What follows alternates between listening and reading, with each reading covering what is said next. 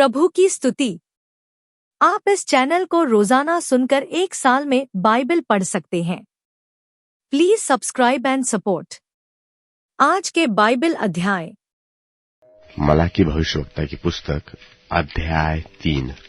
मलाकी भविष्यवक्ता की पुस्तक अध्याय 3। देखो, मैं अपने प्रधान संदेश ले जाने वाले दूत को भेजता हूँ, और वह मार्ग को मेरे आगे सुधारेगा। और वह प्रभु जिसे तुम ढूंढते हो अचानक अपने मंदिर में आ जाएगा। हाँ, वाचा का वह दूत जिसे तुम चाहते हो, सुनो, वह आता है। सेनाओं के यहोवा का यही वचन है। परंतु उसके आने के दिन की कौन सह सकेगा? और जब वह दिखाई दे तब कौन खड़ा रह सकेगा? क्योंकि वह सोनार की आग और धोबी के साबुन के समान है, और वह रूपे का ताने वाला और शुद्ध करने वाला बन बैठेगा, और लेवियों को शुद्ध करेगा, और उनको सोने रूपे की नाई निर्मल करेगा। तब वे यहोवा की भेंट धर्म से चढ़ाएंगे।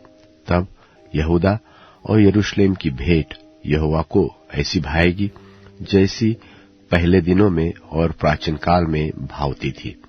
और मैं न्याय करने को तुम्हारे निकट आऊंगा, और टोन्हों और व्यभिचारियों और झूठी क्रिया खाने वालों के विरुद्ध, और जो मजदूर की मजदूरी को दबाते और विधवा और अनाथों पर अंधेर करते और परदेशी का न्याय बिगाड़ते और मेरा भय नहीं मानते, उन सबों के विरुद्ध मैं तुरंत साक्षी दूंगा।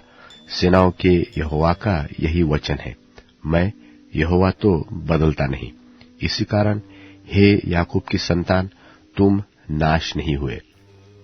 अपने पुरखाओं के दिनों से तुम लोग मेरी विधियों से हटते आए हो और उसका पालन नहीं करते। तुम मेरी ओर फिरो, तब मैं भी तुम्हारी ओर फिरूंगा। सेनाओं के यहोवा का यही वचन है। परंतु तुम पूछते हो कि हम किस बात में फिरे? क्या मनुष्य परमेश्वर को धोखा दे सकता है? देखो, तुम तो मुझको धोखा देते हो, और तो भी पूछते हो कि हमने किस बात में तुझे लूटा है?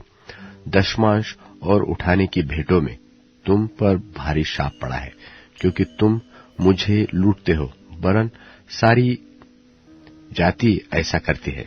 सारे दशमांश भंडार में ले आओ कि मेरे भवन में भोजन वस्तु रहे। और सेनाओं का यहोवा यह कहता है कि ऐसा करके मुझे परखो कि मैं आकाश के झरोखे तुम्हारे लिए खोलकर तुम्हारे ऊपर अपरंपार आशीष की वर्षा करता हूं कि नहीं। और मैं तुम्हारे कारण नाश करने वालों को ऐसा घुड़कूंगा कि वह तुम्हारी भूमि की उपज नाश करेगा, और तुम्हारी दाखलताओं के फल कच्चे न गिरेंगे। सेनाओं के यहोवा का यही वचन है। और तुम्हारी सारी जातियां तुमको धन्य कहेगी, क्योंकि तुम्हारा देश मनोहर देश होगा। सेनाओं के यहोवा का यही वचन है। यहोवा यह कहता है कि तुमने मेरे विरुद्ध ढिठाई की बात कही है, परंतु तुम पूछते हो कि हमने तेरे विरुद्ध आपस में क्या कहा है? तुमने कहा है कि परमेश्वर की सेवा करनी व्यर्थ है, और हमने जो उसके बताए हुए कामों को पूरा किया और सेनाओं के यहोवा के डर के मारे शोक का पहरावा पहने हुए चले हैं, इससे क्या लाभ हुआ? और अब हम अभिमानी लोगों को धन्य कहते हैं, क्योंकि दुराचारी तो बन गए हैं, वरन वे परमेश्वर की परीक्षा करने पर भी बच गए हैं। तब यहोवा का भय मानने वालों ने आपस में बातें की, और यहोवा का ध्यान धरकर उनकी सुनता था। और जो यहोवा का भय मानते और उसके नाम का सम्मान करते थे, उनके स्मरण के निमित्त उसके सामने एक पुस्तक लिखी जाती थी। सेनाओं का यहोवा यह कहता है कि जो दिन मैंने ठहराया है, उस दिन में लोग मेरे निज भाग ठहरेंगे, और मैं उनसे ऐसी कोमलता करूंगा जैसी कोई अपने सेवा करने वाले पुत्र से करे। तब तुम फिर कर धर्मी और दुष्ट का भेद, अर्थात जो परमेश्वर की सेवा करता है और जो उसकी सेवा नहीं करता, उन दोनों का भेद पहचान सकोगे। मलाकी भविष्यवक्ता की पुस्तक अध्याय 4। मलाकी अध्याय 4। क्योंकि देखो, वह धधकते भट्टे का सा दिन आता है, तब सब अभिमानी और सब दुराचारी लोग अनाज की खुंटी बन जाएंगे, और उस आने वाले दिन में वे ऐसे भस्म हो जाएंगे कि उनका पता तक न रहेगा। सेनाओं के यहोवा का यही वचन है। परंतु तुम्हारे लिए जो मेरे नाम का भय मानते हो, धर्म का सूर्य उदय होगा, और उसकी किरणों के द्वारा तुम चंगे हो जाओगे, और निकलकर पाले हुए बछड़ों की नाई कूदोगे और फांदोगे। तुम दुष्टों को लताड़ डालोगे, अर्थात मेरे उस ठहराए हुए दिन में वे तुम्हारे पांव के नीचे की राख बन जाएगी। सेनाओं के यहोवा का यही वचन है। मेरे दास मूसा की व्यवस्था, अर्थात जो विधि और नियम मैंने सारे इस्राएलियों के लिए उसको होरेब में दिए थे, उनको स्मरण रखो।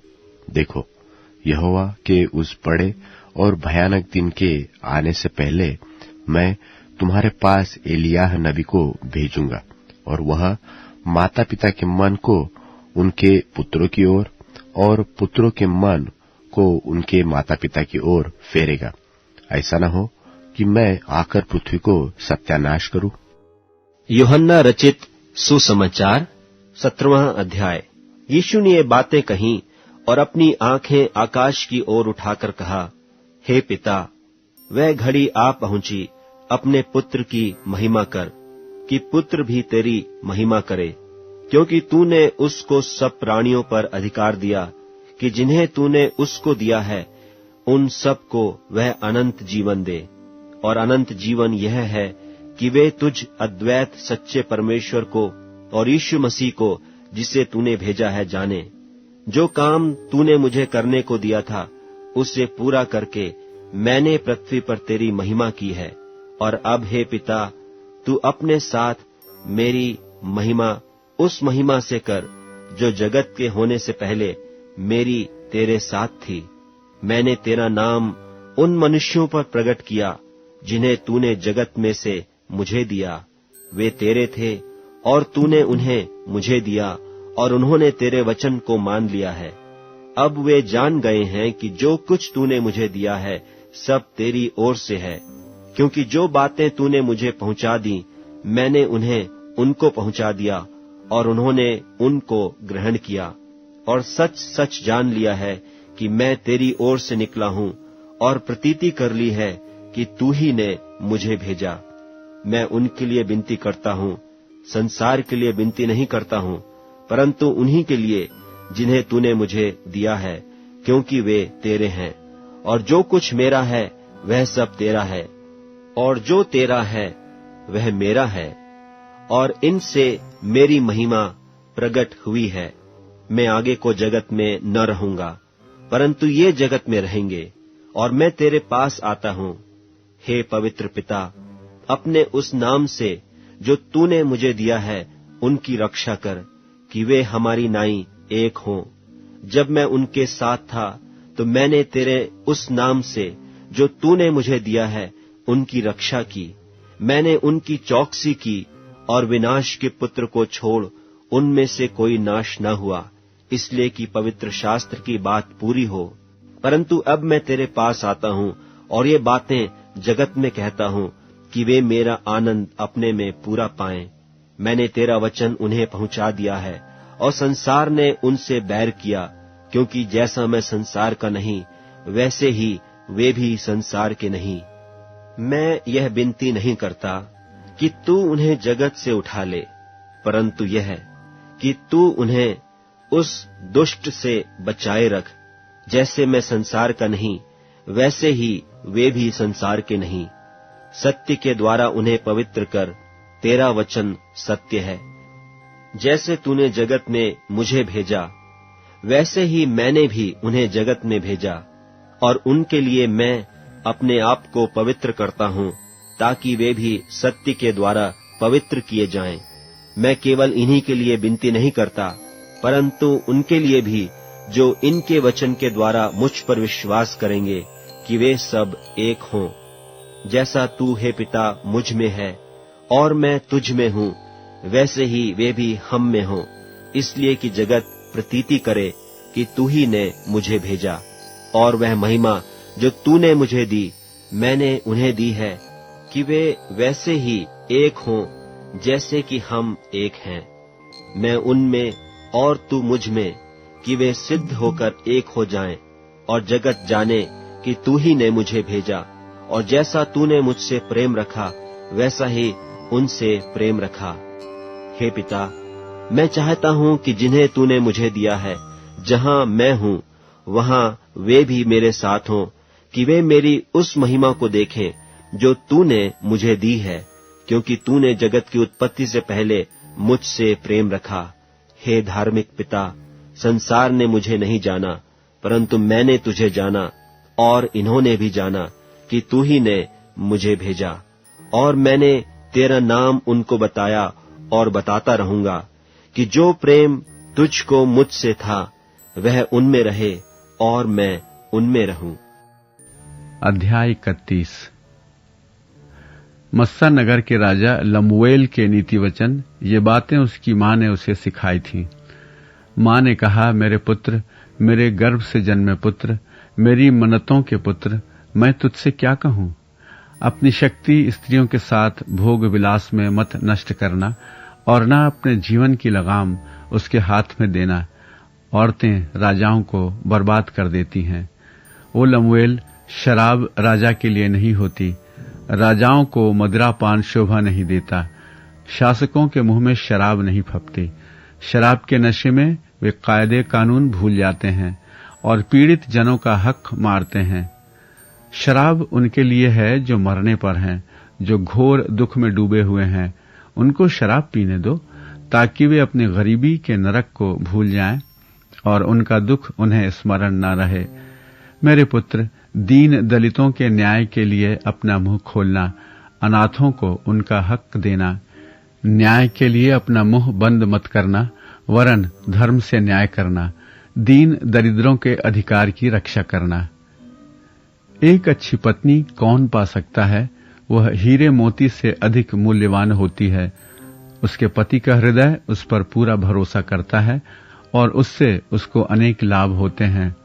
वह अपने जीवन भर उसका अनिष्ट नहीं वरन भलाई करती है। वह ऊन और पटसन खोज कर लाती है और प्रसन्नता पूर्वक अपने हाथों से काम करती है। व्यापार के जहाजों की तरह वह दूर दूर से भोजन वस्तुएं लाती है। वह पौ फटने के पहले ही रात में उठ जाती है और अपने परिवार के लिए भोजन का प्रबंध करती है। वह अपनी सेविकाओं को उनका काम बांट देती है। वह देखभाल कर खेत खरीदती है। वह अपनी मेहनत से अंगूर उद्यान लगाती है। वह कमर कसकर परिश्रम के लिए तैयार रहती है। वह काम करने के लिए अपने हाथों को मजबूत रखती है। वह जानती है कि घरेलू उद्योग में उसका लाभ है। रात को उसका दीपक नहीं बुझता। उसके हाथ चरखे पर लगे रहते हैं और वह अंगुलियों से तकली चलाती है। गरीबों के लिए उसकी मुट्ठी खुली रहती है। वह दीन दरिद्रों को संभालती है। वह हिमपात के समय अपने परिवार के लिए चिंतित नहीं होती, क्योंकि उसके परिवार के लोग ऊनी वस्त्र पहनते हैं। वह स्वयं चादरें बुनती है। उसके वस्त्र सूक्ष्म पटसन के हैं और बैंगनी रंग के होते हैं। उसका पति नगर के प्रवेश द्वार पर नगर के धर्म वृद्धों के साथ पंचायत में बैठता है। सब उसका सम्मान करते हैं। वह पटसन के वस्त्र बनाती और उनको बेचती है। वह व्यापारियों को कमरबंद बेचती है। वह बल और प्रताप का पहरावा पहनाए रहती है और आने वाले काल के विषय पर हंसती है। वह बुद्धि की बात बोलती है और उसके वचन कृपा की शिक्षा के अनुसार होते हैं। वह अपने घराने के चाल चलन को ध्यान से देखती है और अपनी रोटी बिना परिश्रम नहीं खाती। उसके पुत्र उठ उठकर उसको धन्य कहते हैं। उसका पति भी उठकर उसकी ऐसी प्रशंसा करता है कि बहुत सी स्त्रियों ने अच्छे अच्छे काम तो किए हैं, परंतु तू उन सबों में श्रेष्ठ है। शोभा तो झूठी और सुंदरता व्यर्थ है, परंतु जो स्त्री यहोवा का भय मानती है उसकी प्रशंसा की जाएगी।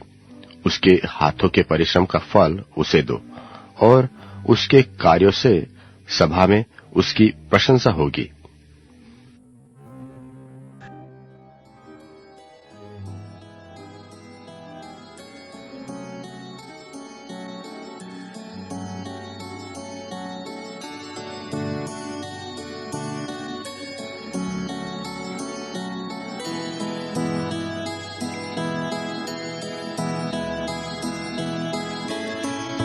Like a peaceful flowing river,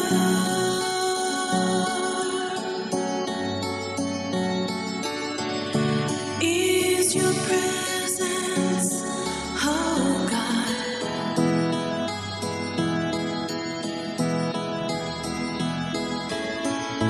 And I know that forever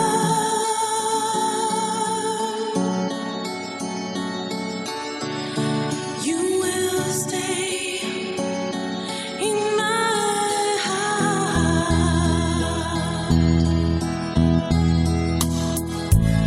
I feel your love surrounding,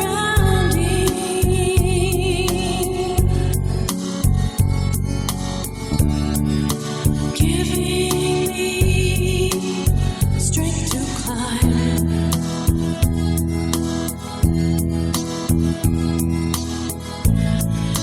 Prison walls fall around me,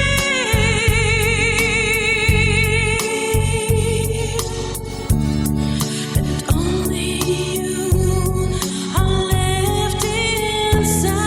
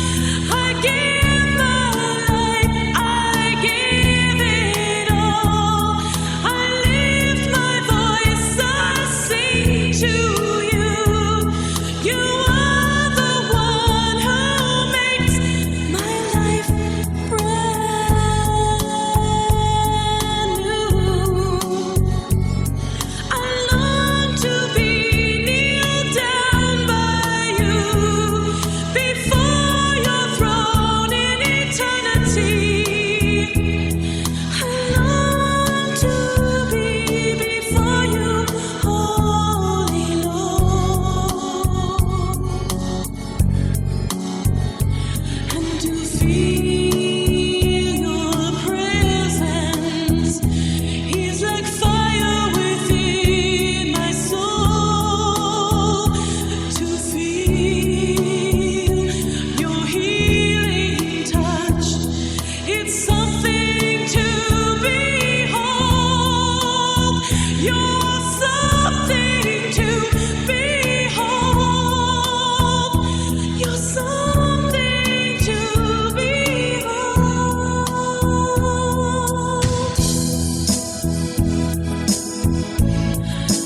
Like a peaceful flowing river, you're like a peaceful flowing river. Is your presence, oh God, like a peaceful flowing river.